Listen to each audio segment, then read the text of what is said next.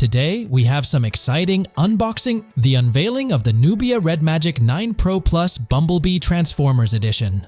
Yes, Nubia has unveiled the much-anticipated Red Magic 9 Pro Plus Bumblebee Transformers Edition smartphone in China after teasing it multiple times. While the core functionalities of the device remain unchanged from the regular Red Magic 9 Pro Plus, its distinguishing feature lies in its extensively customized appearance. Sporting a striking black and yellow color scheme, complemented by a metallic and carbon fiber texture finish, the device bears the Autotos logo along with Bumblebee engraved on its back. The packaging itself is fully tailored, complete with hidden references such as Bumblebee's known codenames NBE2 and B127. Upon unboxing, users will find a host of personalized accessories, including a black and yellow magnetic cooler 4 Pro, a specialized 165 watts GAN charger, a themed card removal pin, and a matching USB-C data cable. Additionally, the package includes a Bumblebee badge and a magnetic eSports protective case. Software-wise, the phone boasts a custom UI inspired by Transformers and Bumblebee.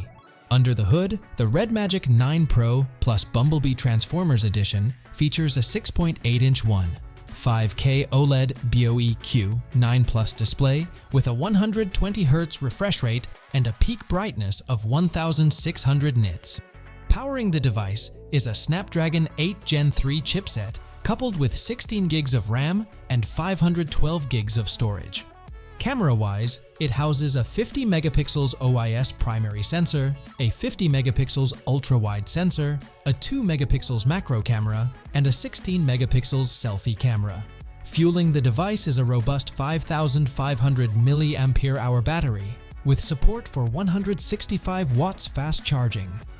Designed for gaming, it comes equipped with dedicated shoulder buttons and dual stereo speakers, along with a 3.5mm jack for wired earbuds connectivity. The phone also boasts Wi-Fi 7 support and Bluetooth 5.3. Priced at $899 for the 16 gigs RAM plus 512 GB storage variant, the Red Magic 9 Pro Plus Transformers Bumblebee Edition is currently available for purchase exclusively in China. As of now, there is no information regarding its potential global release. That's all for today, folks. Don't forget to like, comment, and subscribe Bytes for more tech updates. Until next time, take care and stay tuned. Bye for now.